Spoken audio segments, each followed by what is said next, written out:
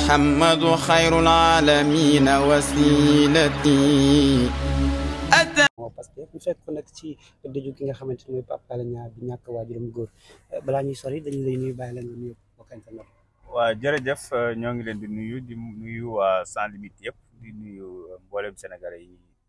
topp. lan nga ñuy wax ci. waaw naqar ak tiis la ndax Pape Alé moom ñëpp xam na ne Pape Alé wu Sénégal la bu weesoo mbokk gi yàlla dafa dogal mu nekk koo xamante ne ni léppam da ko jox Sénégal te yaakaar naa ne exemple la ndax koo xamante ne ni régime yi la traversé yëpp ku ci ñëw jàpp ne adversaire am nga loolu dafa am lu muy firndeel dafa firndeel ne yow ci askan wi nga féete benn parti nga am mooy askan wi waaye tamit dafa firndeel constance waaye firndeel tamit am courage am maanaam gëm lu muy def ànd ceeg yaqin ak conviction ak fit ndax bakkanam mënoon na ko ci fekk gis ngeen ni mu demee grève de la faim yi gis ngeen li jot a xew yëpp ci jàpp yi ñu koy jàpp yi tegul fenn waaye terewul mu wéy gëm li mu gëm nekk ci wetu askan wi donc ku mel noonu boo amee xew muy xew naqar muy xew bànneex rafet na askan wi delloo ko ci cadre boobu la ñu ñëwee di ñaan yàlla way juróom bi fi bàyyeekoo di suñu way jur ndax yàlla dafa dogal ñu bokk xaqan suufu jolof woyof lool ci kawam loolu daal lañ ko ñaanal te sàmmal ko njabootam ndax xam naa ne dina fier ci njabootam Pape Alé ak ay frère am ak sœuram ba yàlla defal leen ñu barkeel sut ko fan lool nag. ñëpp xam nañ diggante ak Ousmane Sonko bokk na si ñi ko njëkk daanaka invité ci plateau bi mu yëgee xibaar bi Ousmane Sonko naka la ko. waaw li ma ciy firndeel sax mooy dama naan Pape Alé moo tax ma xam Ousmane Sonko ndax ci première invitation bi laa ko seetaan samedi mag ci laa xam wax fa dëgg yàlla ci laa déglu nit ki li muy wax dugguma lool nag ma commencé ci def ay gëstu loolu li muy firndeel rek mooy c'est un grand journaliste xam nga au Sénégal journalistes yi dañuy faral di xaar ba nit siiw ñu koy xëccoo mais dans des pays comme États-Unis et autres dañuy préférer fekk koo xamante ne nii daanaka kenn xamu ko ñu interviewé ko et après ils auront le mérite de dire que diw man maa ko njëkk a interviewé comme Barack Obama entre autres loolu mooy xëy na Pape Alé mérite boobu la am c'est parce que nag conviction lay demee gëm-gëm lay demee mais il fait aussi du journalisme pur et dur ndax yaakaar naa ne bokk na ci journaliste yi ñu gën a respecté ci réew mi moo tax xëy na loolu nekk cofe bu ñu delloonte ñoom ñaar donte nag boo waxante dëgg jotee ñu waxante dëgg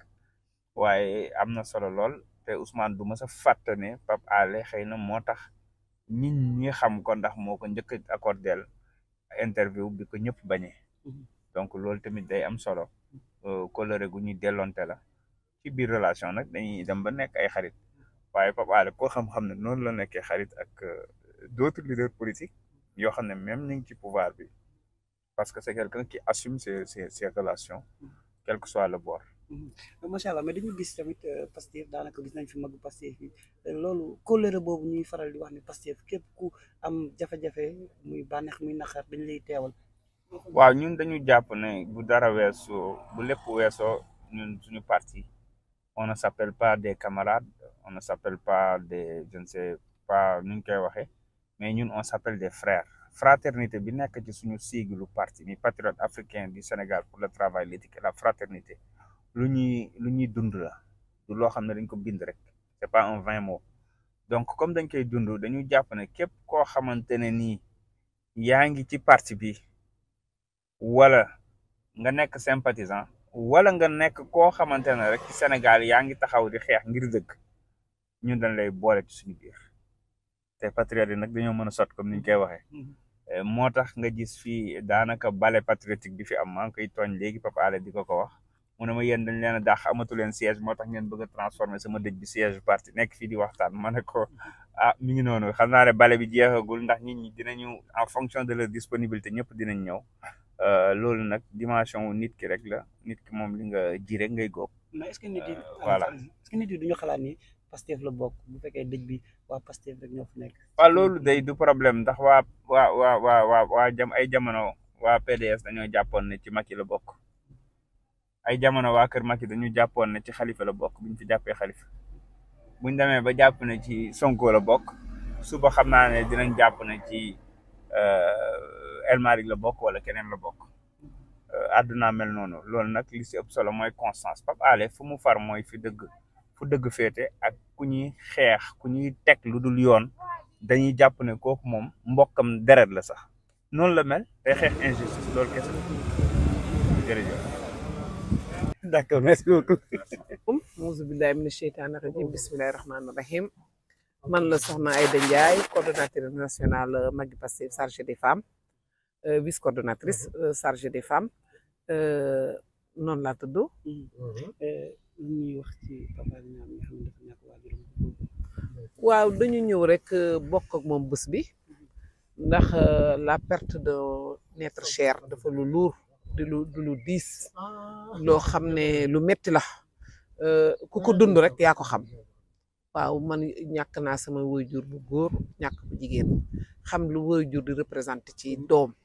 moo tax bu ñu nekkee Pape Alé muy nit ku baax di un bon Sénégalais gëm Sénégal di ci sonn di ci liggéey bu ñu ko déggalee dañuy jóg loolu mooy sunu tànk nag ñoo bokk ak moom tiis bi bokk ak moom bés bi. mais dañ fi gis El Hadj Malick Ndiaye bi nga xamante ni mooy communication Pastef gis na fi magu Pastef yi sànq sax ñu ngi dégg si tooñ bi naan est-ce que doo leen organiser fii réunion ak yooyu est-ce que du wane ni dafa bokk si yéen wala. non Pape Alé bokkul ci ñun sur le plan militant bu dee militant nga tax ngay wax moom du militant amul carte Pastef Pape Alé dëgg rek la ànd ak ñun te Sénégal la tax muy dox Sénégal la tax muy wax gis nga balaa ngeen doon xam Pape Alé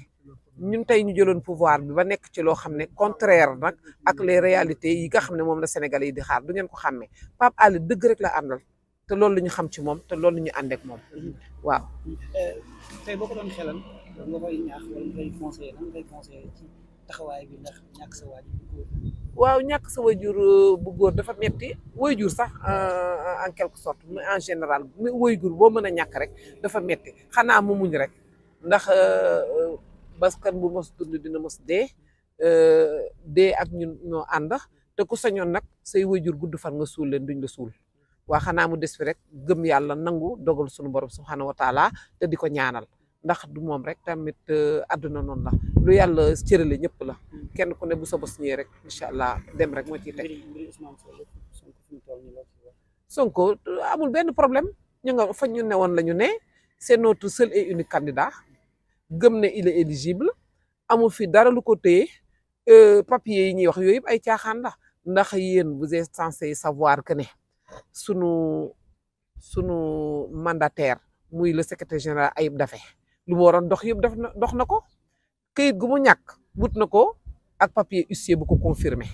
dem na fépp ba ci CDC bi ñuy wax naan joxewuñu papier bi mais CDC bi ñu joxul papier jël na sunu xaalis ca banque ba dugal ko ci keesam xam nga ne ku jëli sa xaalis retirer sa chèque dugal jox la papier boo xam ne wane na yow déposé nga fa sa xaalis di ci des na ay caaxaanari la rek li Abdoulaye Wade doon wax li caaxaanari da njombor li Senghor doon wax li caaxaanari da njombor. ñoom ñoo jàll si jigéen ñi en tant que femme ñu gis Anta Babacar Ngom jàll si parrainage citoyen mu nekk lu raar pour la première fois on peut dire ndax nga ko gisee en tant que femme. waaw en tant que femme rafetlu naa ko waaye léeg-léeg defi ni da lay jaaxal. waaw Anta Babacar Ngom yow tamit mën na am tamit de très bons résultats ndax gis nañ ko sur le terrain waaye ñi baare it waroon nañu mën a am de très bons résultats loolu moo indi ñëkk-ñëkk bi rek moo jaaxal nit ñi. loolu dana am na ñu ko wax man nag waxuma ko ndax xaw ma seen diggante mais la réalité daal mooy am na ñoo xam ne téye nañ leen te wax dëgg yàlla Anta Babacar Ngom fu mu waree jàll rek ñooñu war faa mën a jàlle waaye nag gënul am expérience nit ñi gënul yàgg nit ñi ci terrain bi te dugg na fu ne ñoom ñi dugg nañ fu ne mais résultat bi mu gisee surprise la ci ñëpp la doo comprendre moo tax yëf yi nañ ko teg ci yoon rek. Bassirou Diomaye Faye ñu ngi doon wax 2 ou 3 millions de parrainage ñu retrouvé wu dem yóbbu ko ñu recalé ko di ko laaj 6 000 parrainage loolu noo ko gisee en fait. waaye yow di gis nga problème mu clé yi tout le monde en parle. problème mu jaxasee tur yi tout le monde en parle ñu joxe seen i clé ñu génne leen vide ne bii région wala bii département kenn nekku fa xel du jariñ lu du xalaat nag wax dëgg yàlla nit ñi dafa ñu duñu ay jaayil la vérité mooy daal kenn ku ci nekk ak sa situation ñun daal li ñu xaw a intéressé mooy sunu candidat bi mooy le président Ousmane Sonko ñun daal fépp la ñu wékku di déglu xam ne ñun gëm nañ ne war naa jàll te dina jàll incha allah ndax dinañ def suñu rabat d'arrêt te recours yi ñu ngi ci en cours donc bu fekkee le droit est dit et bien dit incha allah il sera le 5e président de la république incha allah sant yàlla rek di ñaanal waa Sans Limites di leen ñaanal yàlla na ngeen yokk ba yokko Dakar Live Dakar Live waa kon waa Dakar Live ñu ngi leen ak Sans Limites ñu ngi leen di ñaanal daal yàlla may leen avancement ngeen yokk ko ba yëg ko di ñaanal waa Sénégal te di leen wax ne nag li may dëjee mooy carte électeur yi na ko ñëpp jëli ndax nag kuy dem guerre da nga yóbbaale sa arme bi mooy carte yi da ko ñëpp jëli xaar bés bu rafet nag ñu voteel nag le président Ousmane Sonko bu ñu demee nag ba gars yi dëgër bopp rek ne